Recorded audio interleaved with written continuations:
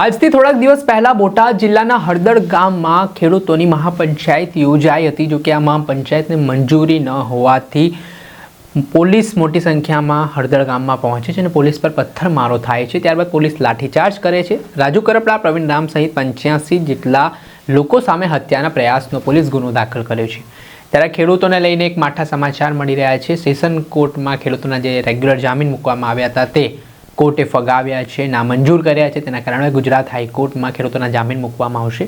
આ મામલે શું કહી રહ્યા છે આમ આદમી પાર્ટીના મહામંત્રી સાગર રબારી, વિગતે વાત કરીએ। વૈષ્ણવજન તો તેને કહીએ જે પીડ પરાઈ જાનાને રે। નમસ્કાર દર્શક મિત્રો, નવજીવન ન્યૂઝમાં આપનું સ્વાગત છે। હું છું ફરજાન। બોટાદ જિલ્લામાં માર્કેટિંગ યાર્ડમાં જે કડદાનો પ્રશ્ન સામે આવ્યો હતો તેમાં આપ નેતા રાજુ કરપડા દ્વારા ખેડૂતોને સાથે રાખીને આંદોલનની શરૂઆત કરી હતી। ત્યારે બીજા દિવસે આ ઘટનાક્રમ બન્યો, તેમની રાત્રે અટકાયત થઈ। ત્યારે રાજુ કરપડાએ કોલ આપ્યો હતો કે તેઓ બોટાદ માર્કેટિંગ યાર્ડ બહાર એક સભા બોલાવશે, પણ આ સભાને મંજૂરી નહોતી। ત્યારે બોટાદથી 5 કિલોમીટર દૂર આવેલા હળદળ ગામમાં કેટલાક ગામના ખેડૂતો ભેગા થાય છે અને ખેડૂત મહાપંચાયત છે તે યોજાય છે, પરંતુ આ મહાપંચાયતને મંજૂરી ન હોવાથી પોલીસ ત્યાં પહોંચે છે, જેના કારણે એકાએક લોકો ઉશ્કેરાઈ જાય છે, પોલીસ ઉપર પથ્થરમારો કરે છે અને પોલીસ બદલામાં લાઠીચાર્જ કરે છે। આ સમગ્ર ઘટના બાદ પોલીસ દ્વારા 85 જેટલા લોકો સામે હત્યાના પ્રયાસનો ગુનો નોંધ્યો હતો અને ત્યારબાદ હાલ જે 85 લોકો છે તે તમામ અલગ અલગ જેલમાં બંધ છે। ત્યારે ખેડૂતોના રેગ્યુલર જામીન છે તે આમ આદમી પાર્ટીની જે લીગલ ટીમ લડી રહી છે, આ કેસ તેમના દ્વારા બોટાદના સેશન કોર્ટમાં મૂકવામાં આવ્યા હતા, જ્યાં બોટાદ સેશન કોર્ટે ખેડૂતોના જામીન ફગાવ્યા છે, નામંજૂર કર્યા છે। તેને લઈને હવે ગુજરાત હાઈકોર્ટમાં આગામી દિવસોમાં ખેડૂતોના જામીન મૂકવામાં આવશે તે પ્રકારની વાત સામે આવી રહી છે। આ મામલે આમ આદમી પાર્ટીના મહામંત્રી સાગર રબારીનું નિવેદન સામે આવ્યું છે, જેમાં તેઓ કહી રહ્યા છે કે હવે સુપ્રીમ કોર્ટના વકીલો ખેડૂતોને જામીન અપાવવા માટે દિલ્હીથી ગુજરાત આવશે અને તેમના માટેની લડત ચલાવશે। પહેલાં તો આપ સાંભળો આપ નેતાને।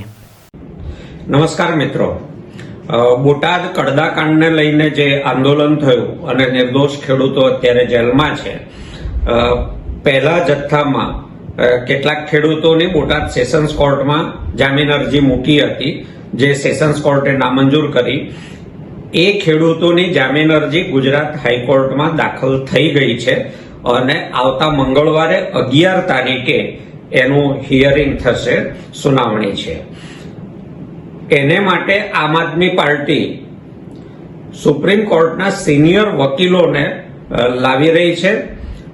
જે કોઈના મનમાં શંકા કુશંકા હોય કે હવે ખેડૂતોનું શું થશે, તો હું એમને આશ્વસ્ત કરવા માંગુ છું, ખાતરી આપું છું કે આમ આદમી પાર્ટી ખેડૂતોને જરાય ભૂલી નથી, એમના પરિવારોના સંપર્કમાં છે।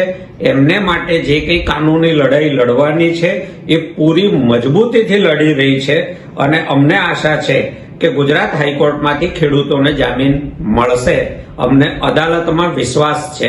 સાથે સાથે જે મુદ્દા માટે ખેડૂતો જેલમાં ગયા છે એ ખેડૂતોના મુદ્દાઓની લડાઈ પણ આમ આદમી પાર્ટી મેદાનમાં પૂરી મજબૂતીથી લડી રહી છે।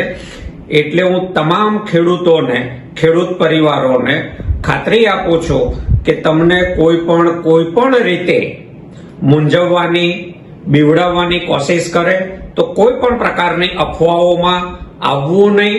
પાર્ટી મજબૂતીથી ઊભી છે। દરેક પરિવારના કોલનો વ્યવસ્થિત વિગતવાર જવાબ આપવામાં આવે છે અને હવે હાઈકોર્ટમાં જ્યારે કેસ દાખલ થઈ ગયો છે તો એના ન્યાયિક ક્રમમાં વહેલામાં વહેલી તકે આ નિર્દોષ ખેડૂતો જેલમાંથી બહાર આવશે।